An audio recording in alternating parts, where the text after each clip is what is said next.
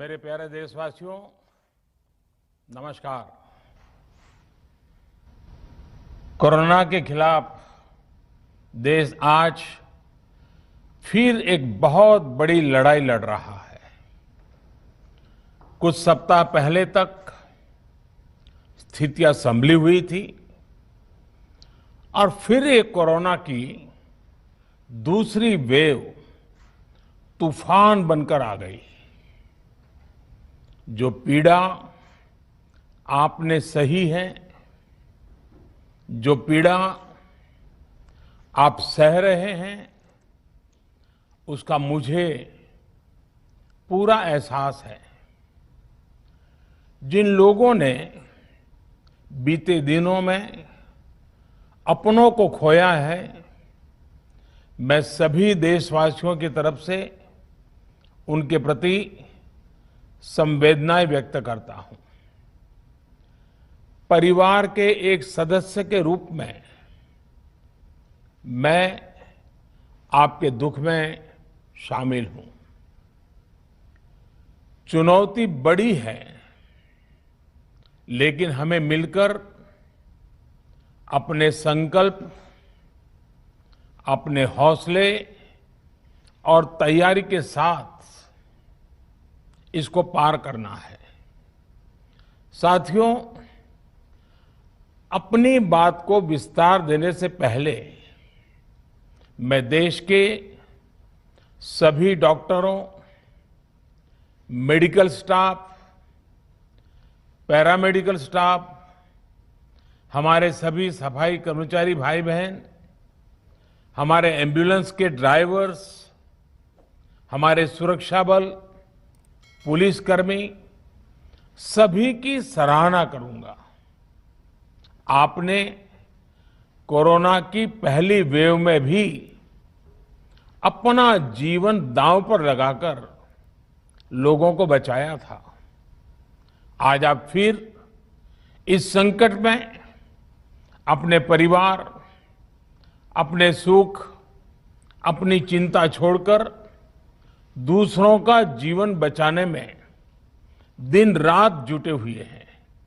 साथियों, हमारे शास्त्रों में कहा गया है, त्याज्यम न धैर्यम विदुरेऽपि काले, अर्थात कठिन से कठिन समय में भी हमें धैर्य नहीं खोना चाहिए। किसी भी परिस्थिति से निपटने के लिए हम सही निर्णय लें, सही दिशा में प्रयास करें, तभी हम विजय हासिल कर सकते हैं। इसी मंत्र को सामने रखकर आज देश दिन रात काम कर रहा है। बीते कुछ दिनों में जो फैसले लिए गए हैं, जो कदम उठाए गए हैं, वो स्थिति को तेजी से सुधारेंगे। इस बार कोरोना संकट में देश के अनेक हिस्से में ऑक्सीजन की डिमांड बहुत ज्यादा बढ़ी है। इस विषय पर तेजी से और पूरी संवेदनशीलता के साथ काम किया जा रहा है। केंद्र सरकार, राज्य सरकारें, प्राइवेट सेक्टर, सभी की पूरी कोशिश है कि हर जरूरतमंद को ऑक्सीजन मिले। ऑक्सीजन प्रोडक्शन और सप्लाई को बढ़ाने के लिए भी कई स्तरों पर उपाय किए जा रहे हैं। राज्यों में नए ऑक्सीजन प्लांट्स हो, 1 लाख नए सिलेंडर पहुंचाने हो, औद्योगिक इकाइयों में इस्तेमाल हो रही ऑक्सीजन का मेडिकल इस्तेमाल हो, ऑक्सीजन रेल हो, हर प्रयास किया जा रहा है। साथियों, इस बार जैसे ही कोरोना के केस बढ़े, देश के फार्मा सेक्टर ने दवाइयों का उत्पादन और बढ़ा दिया है। आज जनवरी फरवरी की तुलना में देश में कई गुना ज्यादा दवाइयों का प्रोडक्शन हो रहा है। इसे अभी और तेज किया जा रहा है। कल भी मेरी देश की फार्मा इंडस्ट्री के बड़े जो प्रमुख लोग हैं, उसके जो एक्सपर्ट लोग हैं, उनसे बहुत लंबी चर्चा हुई है। प्रोडक्शन बढ़ाने के लिए हर तरीके से दवाई कंपनियां की मदद ली जा रही है। हम सौभाग्यशाली हैं कि हमारे देश के पास इतना बड़ा मजबूत फार्मा सेक्टर है जो बहुत अच्छी और तेजी से दवाइयां बनाता है। इसके साथ ही अस्पतालों में बेड की संख्या को बढ़ाने का भी काम तेजी से चल रहा है। कुछ शहरों में ज्यादा डिमांड को देखते हुए विशेष और विशाल कोविड हॉस्पिटल बनाए जा रहे हैं। साथियों, पिछले वर्ष जब देश ने कोरोना के कुछ ही मरीज सामने आए थे, उसी समय भारत में कोरोना वायरस के खिलाफ प्रभावी वैक्सीन के लिए काम शुरू कर दिया था। हमारे वैज्ञानिकों ने दिन रात एक करके बहुत कम समय में देशवासियों के लिए वैक्सीन विकसित की है।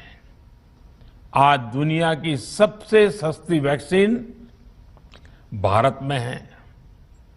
भारत की कोल्ड चेन व्यवस्था के अनुकूल वैक्सीन हमारे पास है। इस प्रयास में हमारे प्राइवेट सेक्टर ने इनोवेशन और एंटरप्राइज की भावना का बेहतरीन प्रदर्शन किया है। वैक्सीन की अप्रूवल्स और रेगुलेटरी प्रोसेसेस को फास्ट ट्रैक पर रखने के साथ ही सभी साइंटिफिक और रेगुलेटरी मदद को बढ़ाया गया है। यह एक टीम एफर्ट है जिसके कारण हमारा Bharat 2 made in India vaccine के साथ दुनिया का सबसे बड़ा टीकाकरण अभियान शुरू कर पाया। टीकाकरण के पहले चरण से ही गति के साथ ही इस बात पर जोर दिया गया कि ज्यादा से ज्यादा क्षेत्रों तक, जरूरतमंद लोगों तक वैक्सीन पहुंचे। दुनिया में सबसे तेजी से भारत में पहले 10 करोड़, फिर 11 करोड़ और अब 12 करोड़ वैक्सीन डोज दिए गए हैं। आज कोरोना से इस लड़ाई में हमें हौसला मिलता है कि हमारे health care workers, frontline corona warriors और सीनियर सिटीजन्स के एक बड़े हिस्से को वैक्सीन का लाभ मिल चुका है। साथियों, कल ही वैक्सीन को लेकर हुए एक और अहम फैसला भी हमने किया है। 1 मई के बाद से 18 वर्ष के ऊपर के किसी भी व्यक्ति को वैक्सीनेट किया जा सकेगा।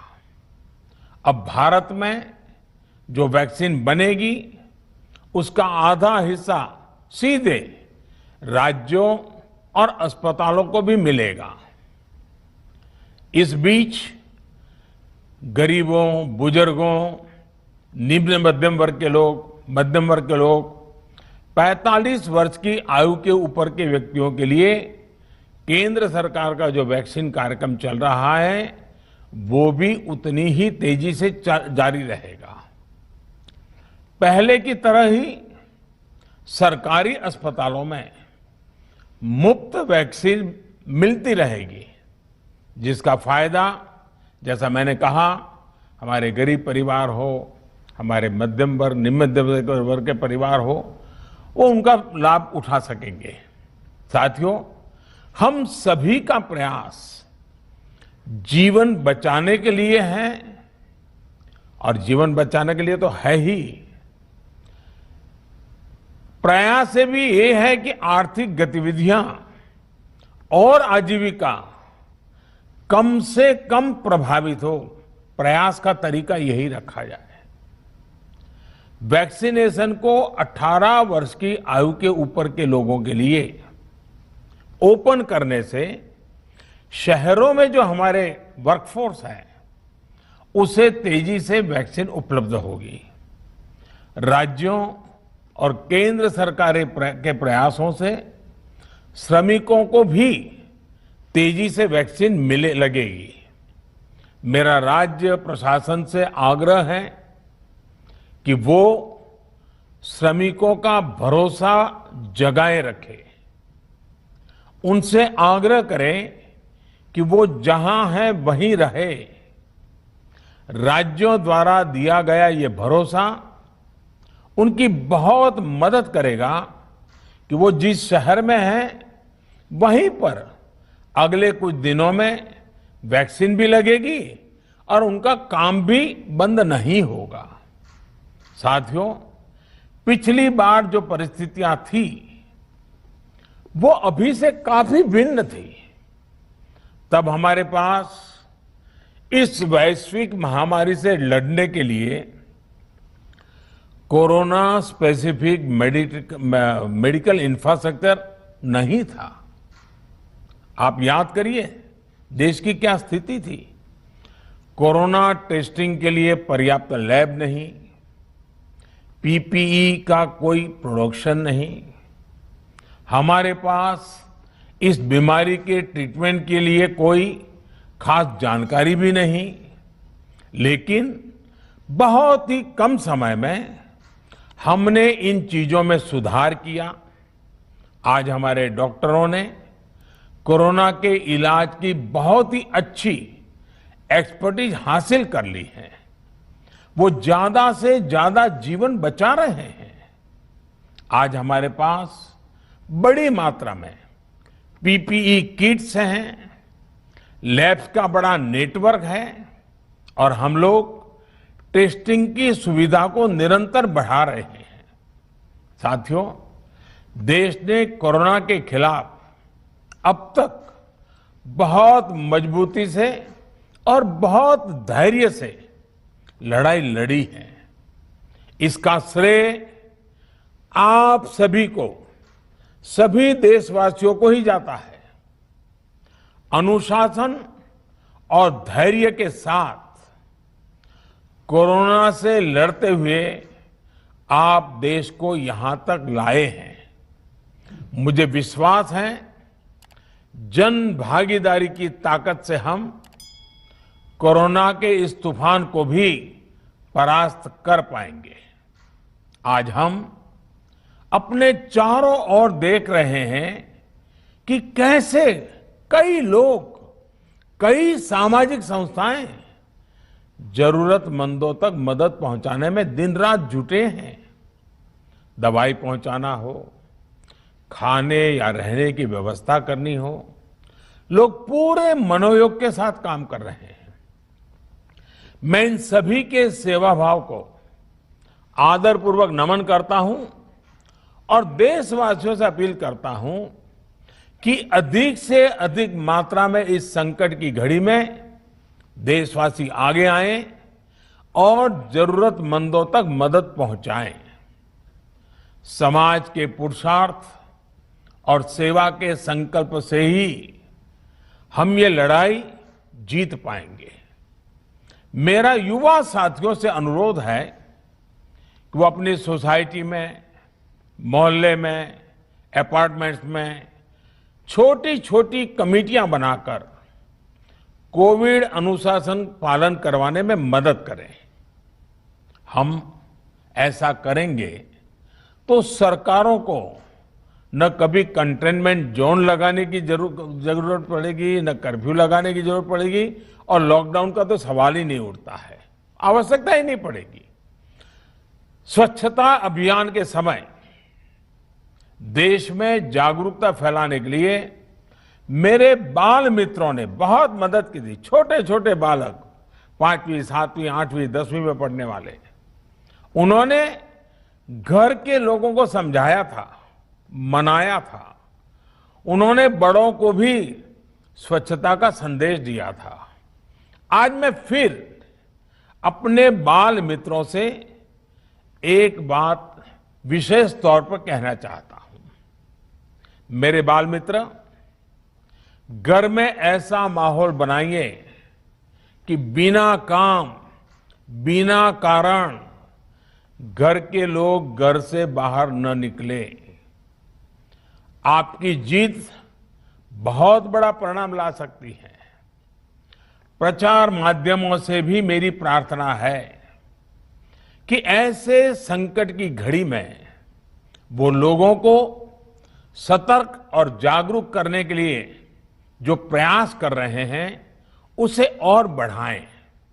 इसके साथ ही इसके लिए भी काम करें कि डर का माहौल कम हो सके, लोग अफवाह और भ्रम में न आए। साथियों, आज की स्थिति में हमें देश को लॉकडाउन से बचाना है। मैं राज्यों से भी अनुरोध करूंगा कि वो लॉकडाउन को अंतिम विकल्प के रूप में ही इस्तेमाल करें। लॉकडाउन से बचने की भरपूर कोशिश करनी है और माइक्रो कंटेनमेंट जोन पर ही ध्यान केंद्रित करना है। हम अपनी अर्थव्यवस्था की सेहत भी सुधारेंगे और देशवासियों की सेहत का भी ध्यान रखेंगे। साथियों, आज नवरात्रि का आखिरी दिन है। कल रामनवमी है और मर्यादा पुरुषोत्तम श्री राम का हम सभी को यही संदेश है कि हम मर्यादाओं का पालन करें। कोरोना के इस संकट काल में कोरोना के बचने के जो भी उपाय है, कृपया करके उनका पालन 100% करिए। दवाई भी, कड़ाई भी, इस मंत्र को कभी भी भूलना नहीं है। ये मंत्र जरूरी है, वैक्सीन के बाद भी जरूरी है। रमजान के पवित्र महीने का भी आज 7वां दिन है। रमजान हमें धैर्य, आत्मसंयम और अनुशासन की सीख देता है। कोरोना के खिलाफ जंग जीतने के लिए अनुशासन भी, उसकी भी उतनी ही जरूरत है। जब जरूरी हो तभी बाहर निकले।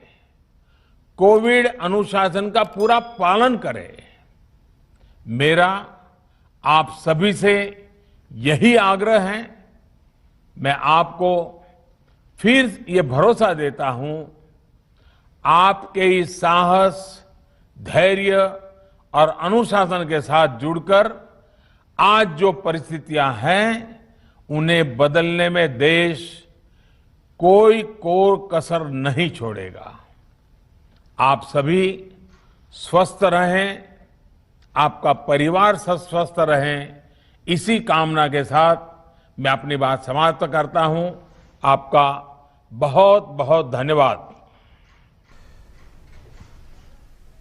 तो प्रधानमंत्री नरेंद्र मोदी का राष्ट्र के नाम संबोधन बहुत अहम था। कोविड की इस वक्त की परिस्थितियों के बीच प्रधानमंत्री आज आए और उन्होंने राष्ट्र को संबोधित किया और देश को भरोसा दिलाया कि जन भागीदारी से कोरोना की ये जो दूसरी वेव है